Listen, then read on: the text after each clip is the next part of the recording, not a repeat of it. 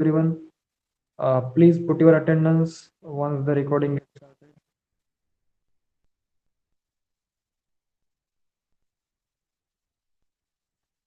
Everyone, just put your attendance in the chat box.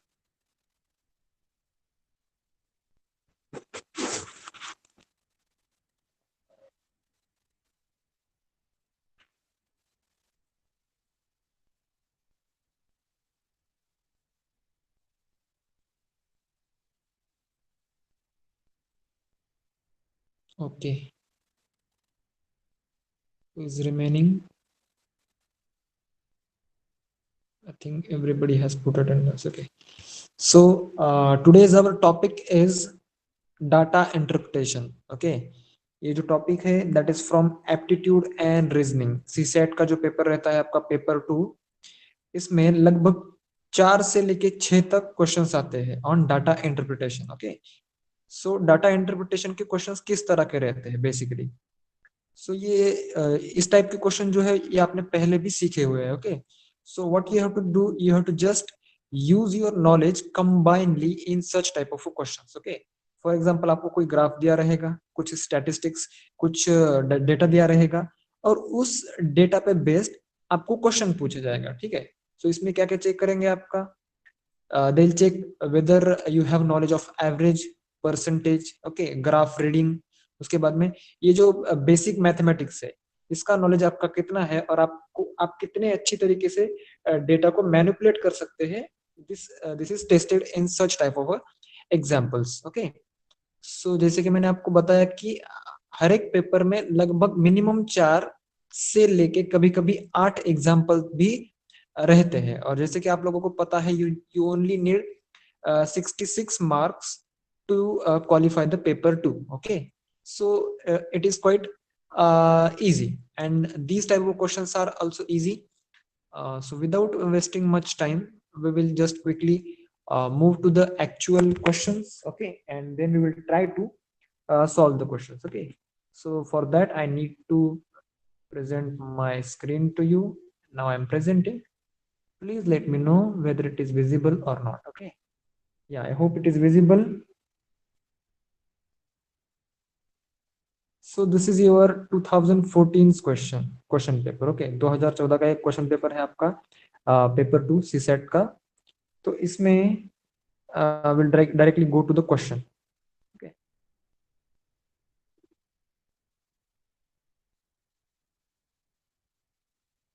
Okay. So here we go. See. So this is the first question. Okay. Data interpretation का question किस तरह से रहता है मैं आपको बताता हूँ. I'm talking about this figure and these questions 34, 35, 36. ठीक है. तो सबसे पहले तो हमें ये ग्राफ ऑब्जर्व करना है कि इस ग्राफ में दिया क्या है. Okay. Now I will read the question. You people just observe the graph.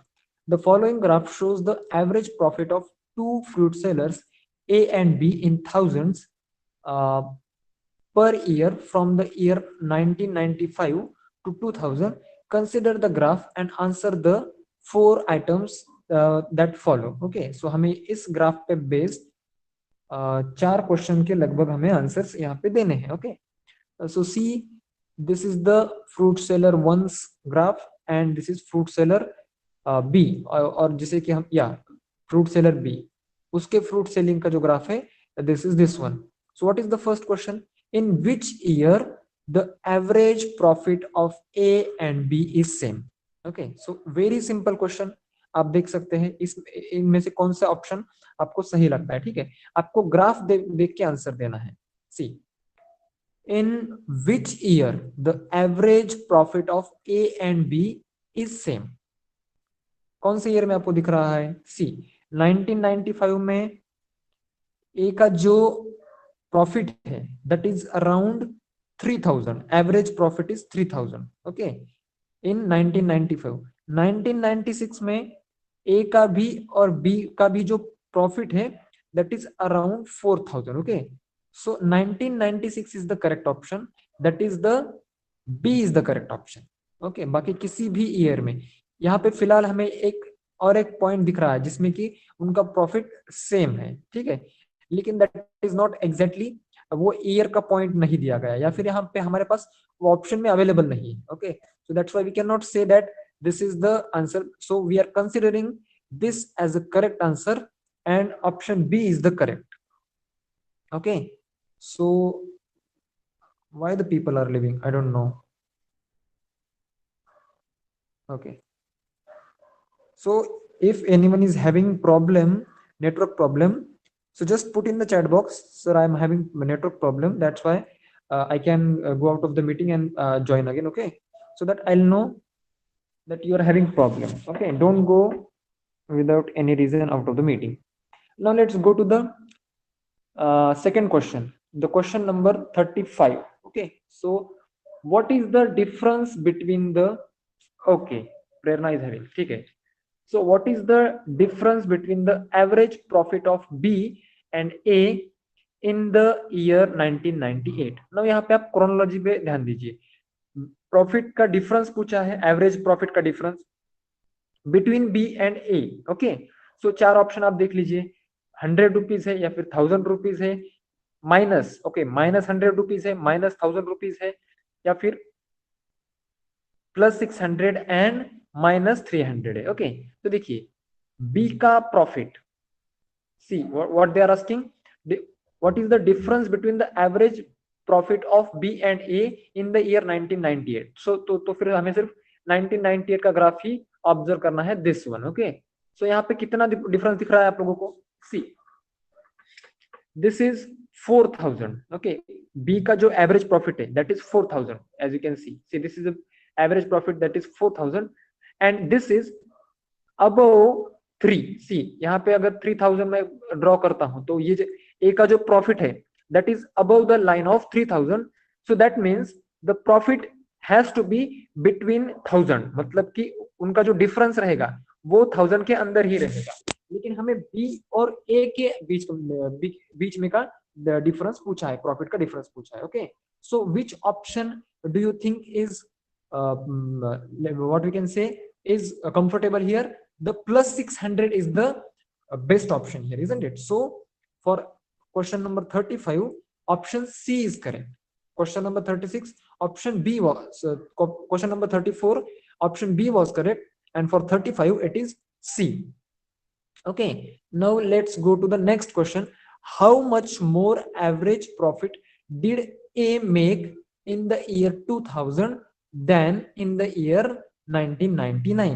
So A ने ईयर 2000 में कितना ज्यादा प्रॉफिट कमाया as compare to 1999. Okay, so 2000 का ग्राफ देखिए, this is the graph of 2000 for A. So थोड़ा सा मैंने गलत ड्रॉ कर दिया. Okay, so see if I draw like this, so this is profit in 2000 and this is profit in 1999.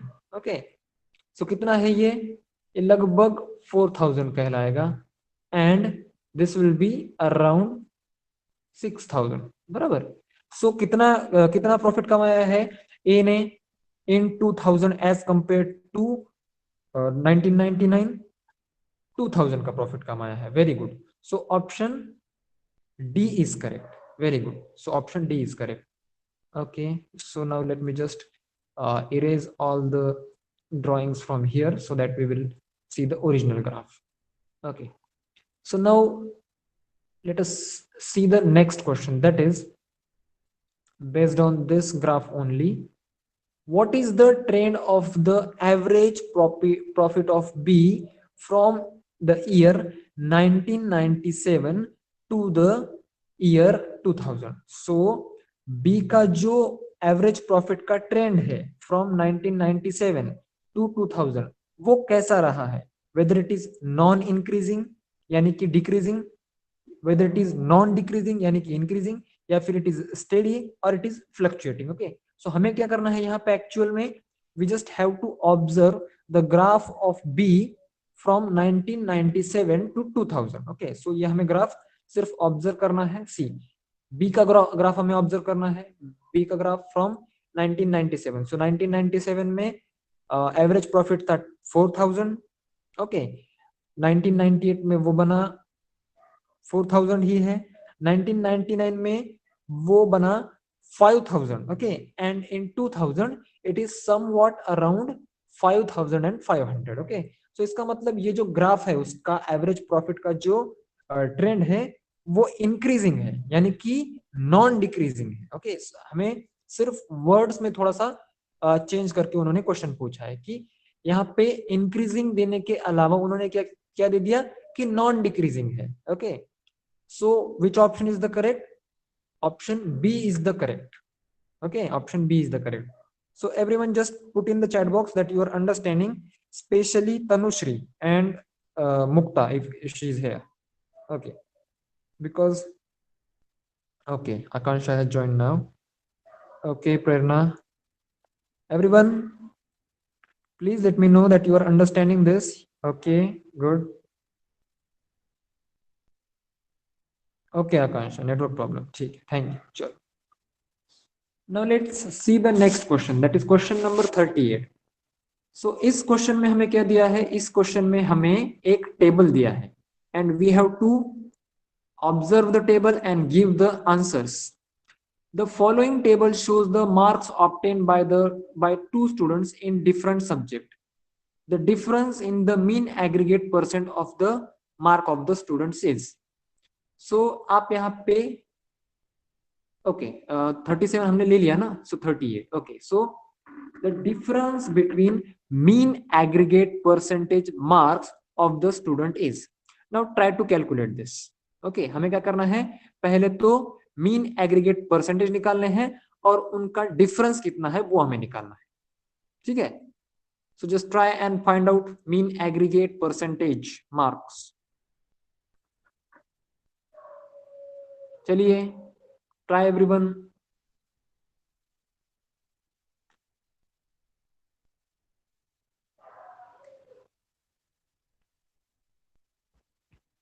Which is the correct option?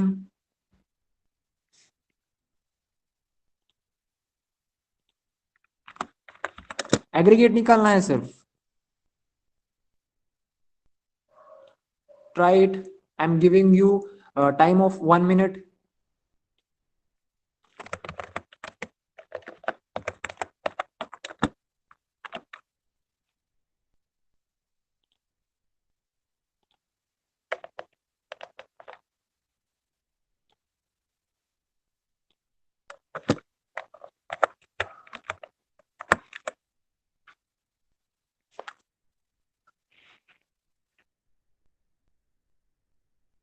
चलो everyone try please.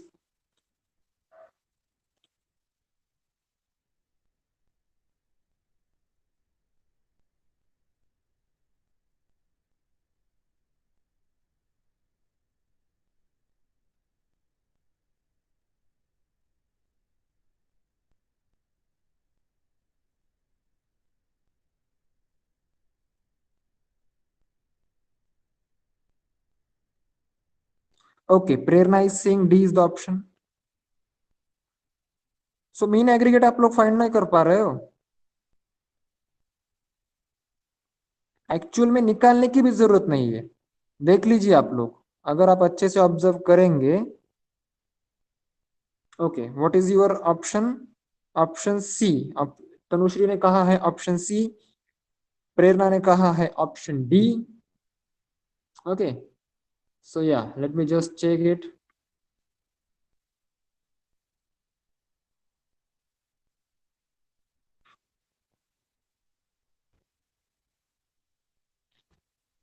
It should be option D. Okay, it should be option D.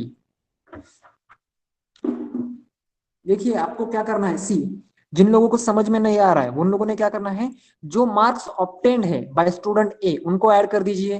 60 plus 70 बनता है 130, 130 plus 50 बनता है 180 और 180 plus 30 बनता है 210. Okay, सो 210 हो गया.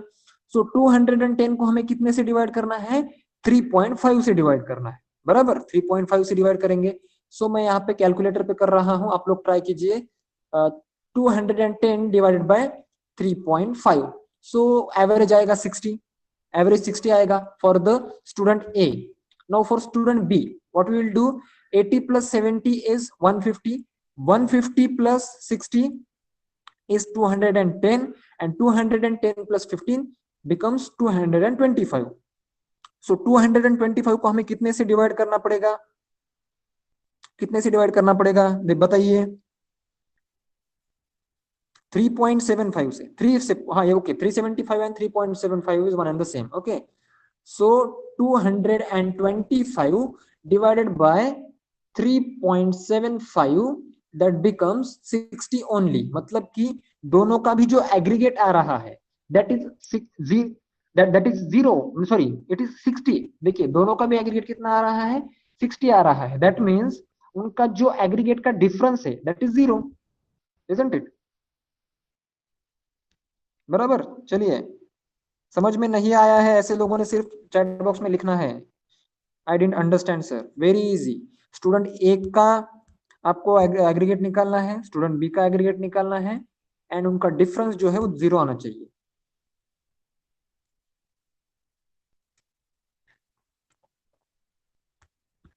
ओके, ठीक है। Now we are moving to the next question. किसी का भी रिस्पॉन्स नहीं आया है, इसका मतलब we shall move to the next question. Now this is the next question. The following table gives population and total income of the city for 4 years. Which of the following statement is correct in respect to the above data? तो हमें ये data observe करना है और which statement is correct we have to decide that, ठीक है। सो देखिए 1992 में पॉपुलेशन थी 20 लाख और इनकम इन करोड़ था 1010 करोड़, ओके।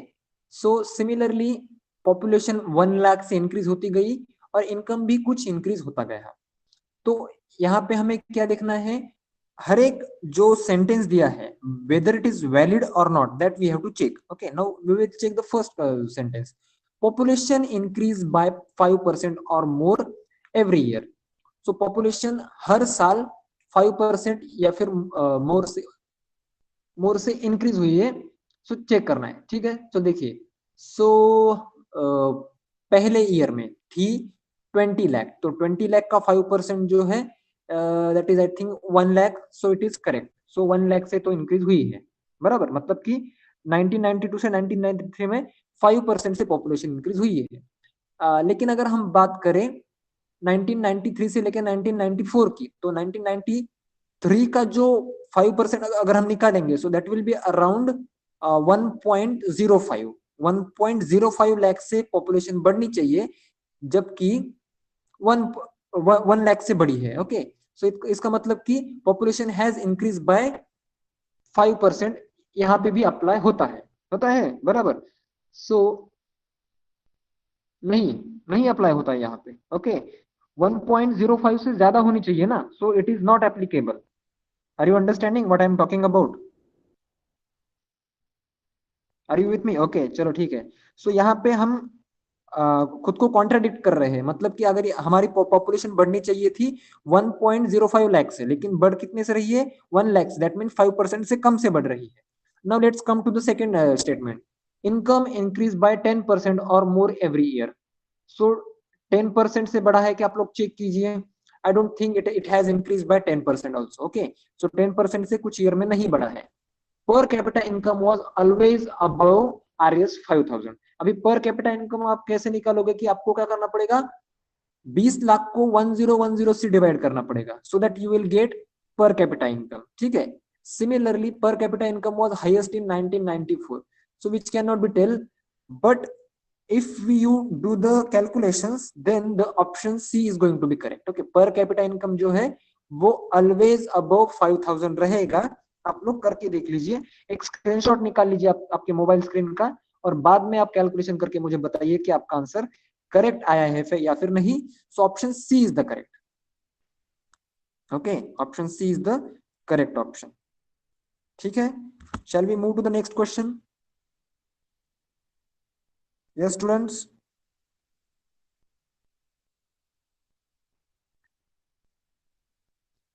ओके, ठीक है।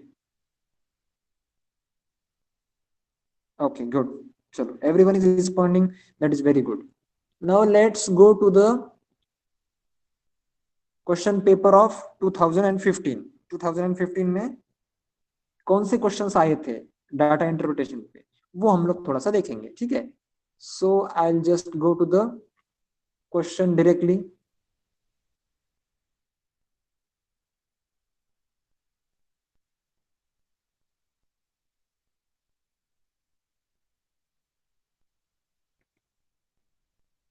Sorry, the scrolling takes some time. Okay, but we have to manage. Now see, this is the question number 52. I'm talking about question number 52. The graph below depicts the earning of A and B over the period of 2000 to 2010. Oh, okay. So A और B का जो earning है यहाँ पे हमें दिखाया गया है इस ग्राफ से from 2000 to 2010. From the graph, which one of the following can be concluded? Now आप लोग ग्राफ देखिए और हर एक कंक्लूजन पढ़िए, उसको अप्लाई करने की कोशिश कीजिए. I will just zoom this, okay, so that you will be able to see properly. ठीक है, देखिए. So which conclusion do you think is the most correct one? On an average, A and B earn more than B during this period. So A ने B से ज्यादा earn किया है, which is not correct. ठीक है, 2007 से लेके 2010 के बीच में B की अर्निंग ज्यादा रही है. आप देख सकते हैं B का जो ग्राफ है वो 2007 से लेके 2010 तक A से ऊपर रहा है. So पहला ऑप्शन जो है वो तो रॉन्ग है. Now on the average B earned more than A during this period. So ये भी सही नहीं है. 2000 से लेकर 2007 तक बी ने ए से कम अर्निंग की है. Now okay, see the earning of A and B were equal during this period. Okay, A और बी की जो अर्निंग है वो इक्वल थी, ये भी करेक्ट नहीं है. The earning of A were less as compare to B during this period.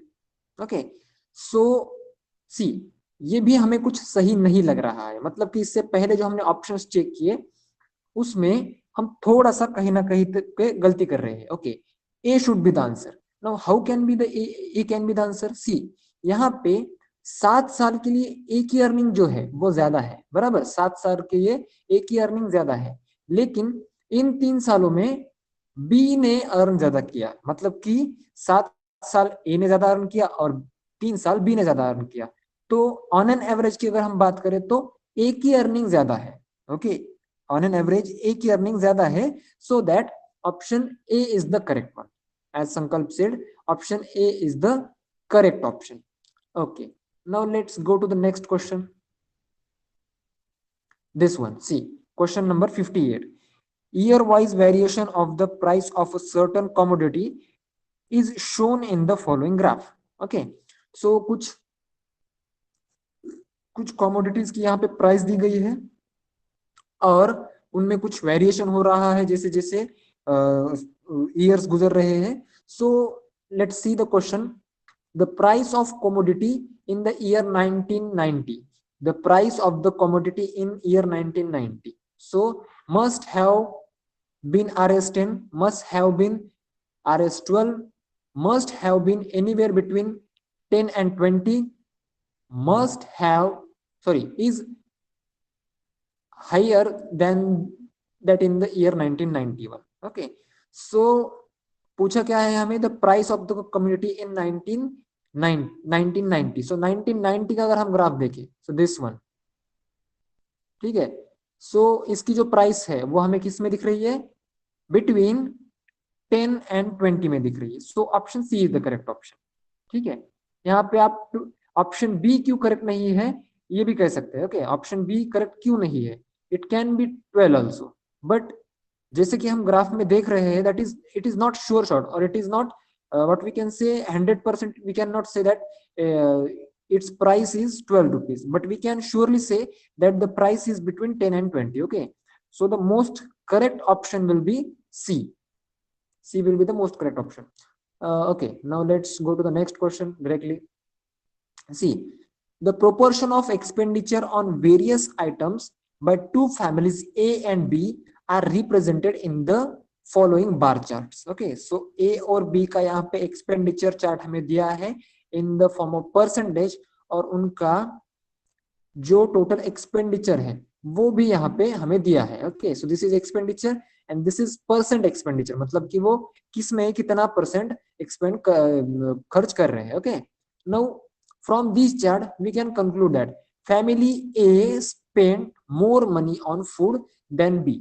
Okay, तो पहले तो हमें क्या करना पड़ेगा कि फैमिली ए फूड पे कितना मनी स्पेंड करती है वो निकालना पड़ेगा. सी फैमिली ए कितना मनी स्पेंड करती है फूड पे, नियर अबाउट 10,000. ठीक है, total there expenditure is 20,000.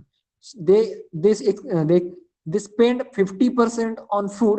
That means 10,000 they will be spending on food per month. Okay, and if we calculate the amount spent by family B on food, so it is 10%. that is also 10% of 1 lakh is 10,000. मतलब कि दोनों का जो food पे expenditure है वो same ही है. ओके, फैमिली ए का भी और फैमिली बी का भी.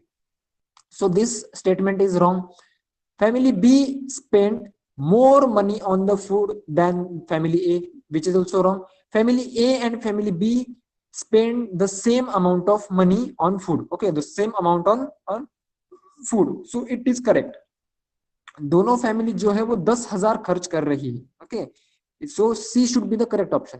तो यहाँ पे अगर आप देखोगे तो यहाँ पे कंफ्यूज होने के चांसेस क्यों बढ़ जाते हैं, क्योंकि यहाँ पे दिखाया है 50% फूड पे खर्च कर रही है family A and family B खर्च कर रही है 10%. ओके, सो जैसे आप मतलब अगर ऊपर ऊपर से देखेंगे तो आपको ऐसा लगेगा कि फैमिली ए ज्यादा खर्च करती है. ओके, लेकिन उनका टोटल एक्सपेंडिचर जो है वो कम है, फैमिली बी का टोटल एक्सपेंडिचर ज्यादा है. और हमें जो चार्ट में दिया है that those values are in the form of percentile. Okay, so that we cannot conclude that family A spends more. Okay, we have to calculate the actual value and then we can let us say compare which family is spending how much on their food expenses. Okay, so the percentage is used here. Okay, जो हमने percentage portion सीखा है ना, so इसमें हमें percentage का use हुआ है. Okay, so that was it from 2015's paper. Now let's go to the 2018 paper. Okay, so just give me a few seconds, I'll be there in 2018's paper. Okay, see, so this is the 2018's paper of your CSAT 2 and we will directly go to the questions of such type. See, this one is the question of the similar type. The following 3 items are based on the graph given below, which shows imports of 3 different types of steel over a period of 6 months of a year. Study the graph and answer the 3 items that follow. Okay, so देखिए यहाँ पे हमें thousands of tons of imported यहाँ पे steel की quantity दिख रही है in tons. Okay, और यहाँ पे मंथ दिए गए हैं कि मतलब 6 महीने में कितना स्टील कितना इंपोर्ट किया गया टन्स में, और हर एक स्टील की यहाँ पे प्राइस भी दी है कि कॉइल स्टील जो है वो हमें दिखाया गया है इस ब्लैंक टाइप के ग्राफ से. शीट स्टील जो है वो इस तरह के लाइनिंग के ग्राफ से हमें दिखाया है, और स्क्रैप स्टील जो है वो हमें इस चेक बॉक्सेस की जो आपको बार दिख रहा है ग्राफ, सो इससे हमें ये रिप्रेजेंट किया गया है for 6 months. So we have to observe this graph and we have to give some answers for the questions. Okay, by how much measured in thousands of tons did the import of sheet steel exceed the import of coil steel in the first 3 months of the year? So पहले 3 months का हमें consider करना है. Okay, see, first 3 months का हमें consider करना है. क्या क्या कंसीडर करना है? शीट स्टील कंपेयर करना है with coil steel. Okay, so we will first calculate the sheet steel. So ये जो ग्राफ आपको दिख रहा है दैट इज 40 टन पकड़ के चलिए. ओके, 40 टन प्लस ये कितना दिख रहा है आपको, that is around, late me just draw a perfect line.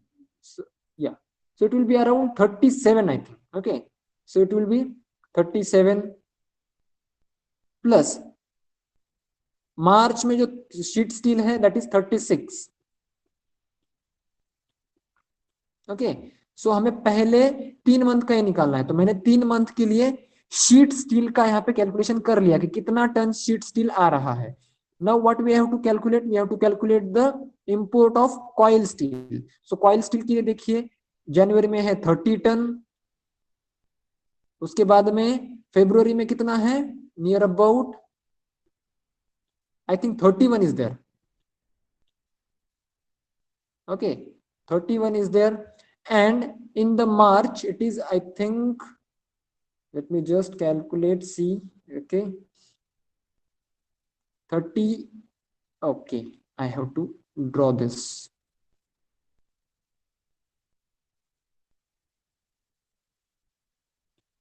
Oh, it is around 33. Okay, so it is 33. So कीजिए कैलकुलेशन कीजिए कि कितना डिफरेंस इसमें आ रहा है. 40 प्लस 37 बिकम्स 77. 77 में से अगर हम देखिए इस 33 को निकाल दीजिए, इस 36 को निकाल दीजिए, इसमें कितना बचा, 3 बचा. ठीक है, इस 31 को निकाल दीजिए, इस 37 को निकाल दीजिए, कितना बचा, 6. इस 40 को निकाल देंगे, इस 10 को निकाल देंगे, कितना बचा, 10. सो 10 प्लस 6 प्लस 3 कितना हुआ, 19. So option C is the correct. Okay, sheet steel की जो इंपोर्ट है that is more by 19 units. ठीक है, 19 टन से शीट स्टील की इंपोर्ट ज्यादा है rather than coil steel. Okay, so option C is the correct option. I hope you understood this. Okay, बताइए कोई doubt? Yes, no, no, good, ठीक है.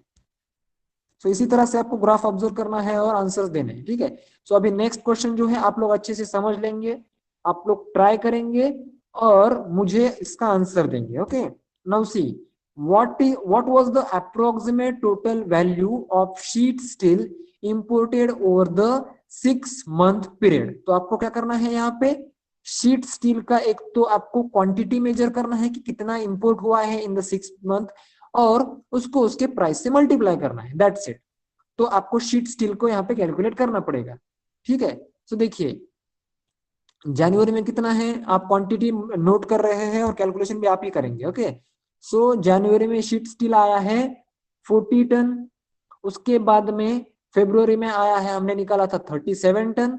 ओके, उसके बाद में मार्च में आया है 36 ton. See 36 ton. Similar in I think April also, April में भी 36 टन है, लेकिन in May it is 34. in June also it is 34. Okay, so 40 plus 37 plus 36 plus 36 plus 34 plus 34, ये कैलकुलेट कीजिए आप लोग और इसे मल्टीप्लाई कीजिए शीट स्टील की वैल्यू से. ओके, शीट स्टील की वैल्यू से आप मल्टीप्लाई डिवाइड कीजिए, सॉरी नहीं मल्टीप्लाई करेंगे, डिवाइड क्यों करेंगे, शुड मल्टीप्लाई इट. ओके, 256 से मल्टीप्लाई कीजिए. ठीक है, तो मैं कर रहा हूं यहाँ पे कैलकुलेशंस आपके लिए, सुनिए या फिर ध्यान दीजिए आप लोग. 40 plus 37 plus 36 plus 36 plus 34 plus 34 that becomes 217. Okay, 217 आया मेरा आंसर. किसी और का अगर अलग आया तो मुझे बताइए. 217 मल्टीप्लाइड बाय अगर मैं 256 करूंगा तो आ जाएगा 55,552. और यहाँ पे जो क्लोजेस्ट वैल्यू है that is this one. This one is the closest value to my answer. तो यहाँ पे थोड़ी सी गलती जो मुझे यहाँ पे लग रही है इन लोगों की, वो ये है कि इन्होंने जो है वो इंपोर्ट ऑफ स्टील दिया है थाउजेंड्स ऑफ टन में इंपोर्ट दिया है. ओके, और यहाँ पे प्राइस दी है 256 पर टन. ओके, कोस्ट पर टन, देखिए कोस्ट जो है वो पर टन में है, पर 1000 टन में नहीं है. सो यहाँ पे थोड़ी सी यहाँ पे क्वेश्चन में मिस्टेक है, लेकिन जो रिलेटेबल ऑप्शन है वो हम यहाँ पे निकाल सकते हैं. So option C is the correct option.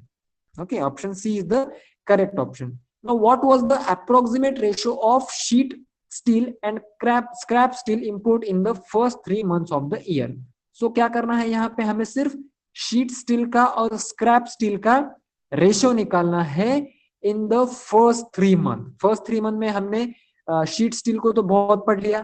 पहले मंथ का था 40, दूसरे मंथ का था 37, तीसरे मंथ का था 36 शीट स्टील। उसे हम डिवाइड किससे करेंगे? स्क्रैप स्टील से करेंगे। स्क्रैप स्टील का कितना इंपोर्ट हुआ है देखिए, जनवरी में हुआ है नियर अबाउट 32, फरवरी में हुआ है 34, and it is again 32 in, or it is like 33 I think, okay, 33 in March. So what you have to do, you have to just sheet steel का import divided by scrap steel का import, इन दोनों को आप एक को numerator में denominator में रख देंगे, सो आपको रेशियो मिल जाएगा, and option B will be the answer. मतलब एग्जैक्टली आपका आंसर 1.2 ही आना चाहिए, it is not necessary, okay. अगर किसी का आंसर 1.6 आ रहा है, ओके, सॉरी 1.6 नहीं, 1.2 आना चाहिए, जरूरी नहीं है, 1.19 भी चलेगा, 1.16 भी चलेगा, ओके, और इवन 1.21 भी अगर आपका आंसर आता है तो भी चलेगा। सो आपको ये रेशियो निकालना है, विच इज वेरी इजी। सिर्फ एडिशन कीजिए इसका शीट स्टील की, उसको डिवाइड कीजिए स्क्रैप स्टील के इंपोर्टेड वैल्यू से, and then you will get the average of them, okay. So यहाँ पे एक एवरेज का या फिर रेशियो एंड प्रोपोर्शन का क्वेश्चन हम इसे मान सकते हैं। Now let's go to the next question. पहले मुझे बताइए कि आप लोग बोर नहीं हो रहे हैं इस टाइप के क्वेश्चन से? एवरीवन प्लीज टेल, जब तक मैं नेक्स्ट क्वेश्चन पे जा रहा हूं। Everyone is going to tell me, are you getting bored with this type of questions? Even if you are getting bored with this type of questions, these are the questions which are going to give you marks in exam, okay? So these are very easy questions, don't underestimate them, okay, good. So बहुत सारे लोगों का, आप you won't believe, paper 1 निकल जाता है, okay, paper 1 वो crack कर लेते हैं, लेकिन पेपर 2 नहीं निकल पाता। व्हाई? बिकॉज वो लोग सोचते हैं कि ये तो बहुत इजी क्वेश्चन है या फिर बहुत बोरिंग क्वेश्चन है, and they don't study for that, and they think that this is just a qualifying paper and we will get 66 marks without studying, okay? So you don't have to do that, you just have to go through everything, then you will be assured that you will crack this paper or you will pass this paper, okay? Now let's see the next question, that is question number 61, okay? I am focusing on question number 61. You people also please focus on question number 61. Now see, okay यहाँ पे हिंदी में दिया है, so we will take it in English. दोनों language हमें दिया जाता है यूपीएससी में। So which one of the following statement is not correct with reference to the graph given above, okay. So पहले तो हमें ग्राफ ऑब्जर्व करना है और कौन सा स्टेटमेंट करेक्ट नहीं है वो हमें देखना है। तो आप स्टेटमेंट्स देखिए, मैं तब तक ग्राफ समझाता हूँ, ओके। सो सी, यहाँ पे इस एक्सिस पे परसेंटेज ऑफ वर्क लिखा है और इस एक्सिस पे हमें मंथ्स दिया है, okay. So this is 1 April and this is 1 सितंबर। तो यहाँ पे एक स्पैन है, टाइम स्पैन है, जिसमें कि हमें एक एक्सपेक्टेड प्रोग्रेस, मतलब कि हमने एक अंदाजा निकाला था कि इतना प्रोग्रेस हमारा परसेंट वर्क हो जाएगा, ओके। लेकिन एक्चुअल प्रोग्रेस का जो ग्राफ है वो थोड़ा सा अलग है। ये ग्राफ जो है वो एक्चुअल प्रोग्रेस का है और ये जो डॉटेड ग्राफ है that is of expected progress, ठीक है। सो इसमें से हम क्या कंक्लूजन ड्रॉ कर सकते हैं, आप लोग देखिए। On 1 June the actual progress of the work was less than expected, okay.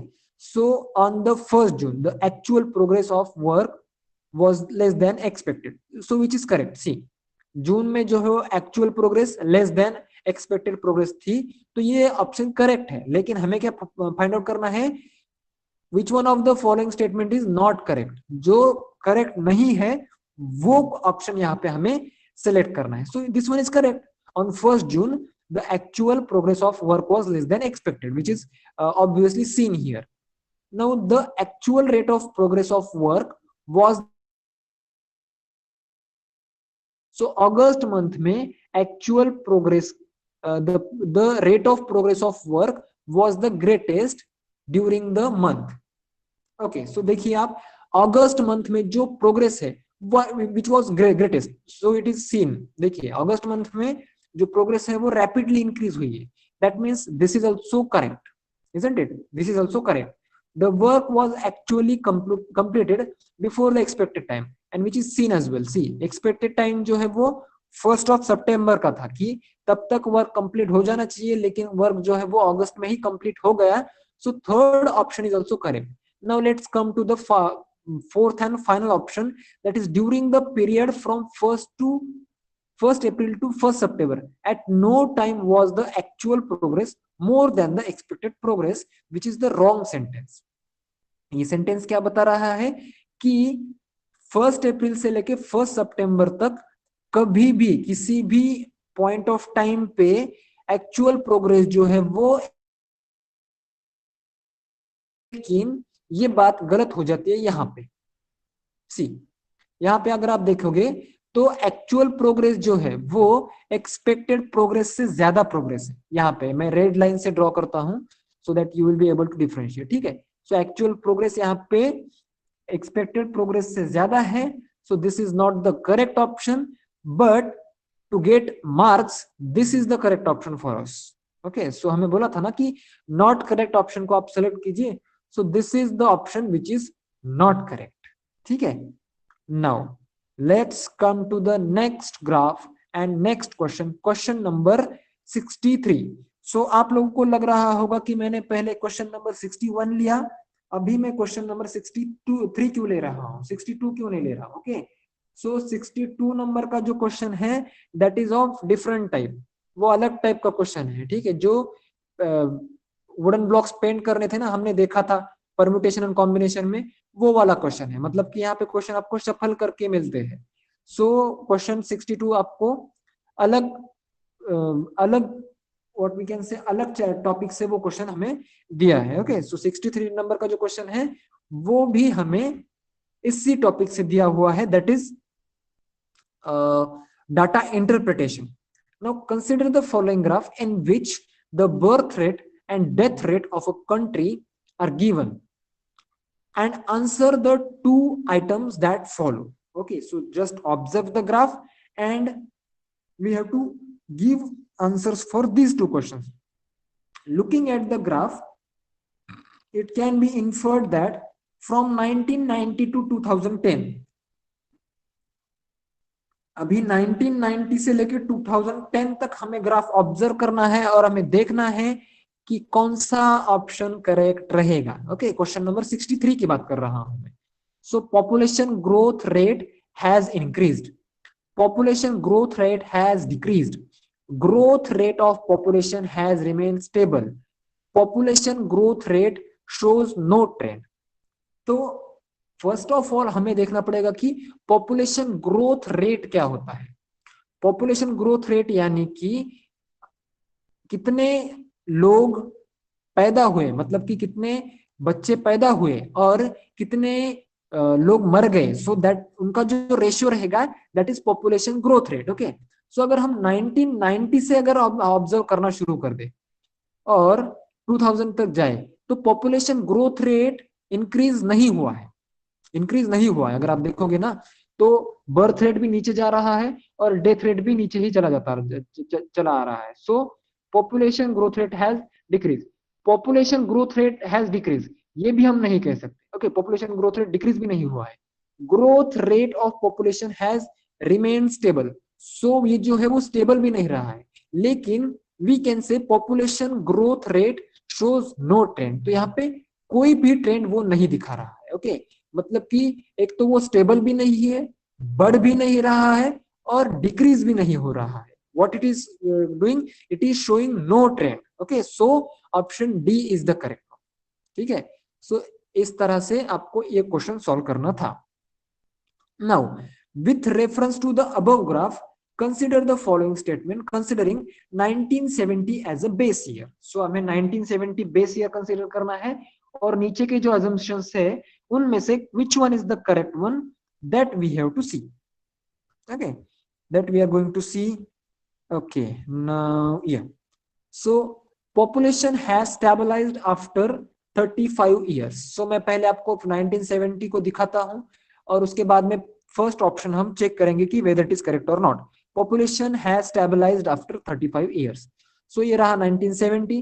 1970 के बाद में अगर हम बात करें 35 years की, so ये हुए 30 years और ये हुए 35 years. so population has stabilized after 35 years. Okay, so which doesn't seem a most correct option. Okay, this might be correct, but it is not more correct, or let us say it is correct. Okay, so see, यहाँ पे हमें एक trend दिखाई दे रहा है जिसमें कि birth rate जो है और डेथ रेट जो है वो सेम ही है, तो we can say first option is okay. ठीक है. No, population growth rate has stabilized after 35 years. Population growth has stabilized after 35 years. Okay, so population, okay, sorry, जो मैं फर्स्ट ऑप्शन जो है, फर्स्ट ऑप्शन में पॉपुलेशन बोला है कि हमें स्टेबलाइज हुई है या फिर नहीं. पॉपुलेशन स्टेबलाइज नहीं हुई है, बर्थ हो रहे हैं, कुछ पीपल डाई हो रहे हैं, इसका मतलब पॉपुलेशन स्टेबल नहीं हो रही है, पॉपुलेशन ग्रोथ रेट स्टेबल हो रहा है. Okay, so this option is wrong. This option is correct. Population growth rate stable है, पॉपुलेशन स्टेबल नहीं है, population is changing. Death rate has fallen bye 10% in the first 10 years. So first 10 years की अगर हम बात करें इन 10 years की, सो population death rate has fallen bye 10%. सो अगर हम 25 का 10% निकाले तो दैट विल बी 2.5%. लेकिन अगर हम यहाँ पे देख रहे हैं तो इट हैज डिक्रीज्ड बाय 20%, मतलब कि 5 का डिफरेंस दिख रहा है हमें यहाँ पे. ठीक है, so 2.5 multiplied by 2 is 5, that is 20% से death rate what we can say fall हुआ है, 10% से नहीं हुआ है. आफ्टर 10 years 20% से हुआ है. Birth rate has stabilize after 35 years. So birth rate का भी जो ग्राफ है वो भी यहाँ पे हमें स्टेबलाइज होते हुए दिख रहा है. सो मतलब second and fourth, these two options seems to be correct. Okay, whether they are correct or not, I don't know. So which of the above are most logical and rational statements that can be made from the above graph? So हमें ये सारे options मिल रहे हैं यहाँ पे. So second and fourth हमें लगा था कि करेक्ट रहेगा, so we will go with the option D. Okay, so यहाँ पे हम 64 तक हमने यहाँ पे क्वेश्चंस कवर अप कर लिए हैं. सो इसके बाद में कुछ क्वेश्चंस बचते हैं, लगभग 5-6 क्वेश्चंस रहेंगे. Okay, so we will cover those questions in the next class. ठीक है, so yeah that's it for today I think, and we will see you in the next class. Okay, ठीक है, so chalo, bye bye, thank you for today, bye bye everyone.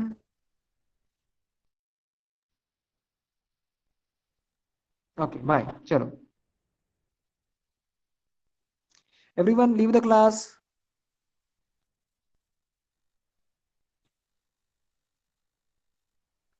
Prerna, please leave the class.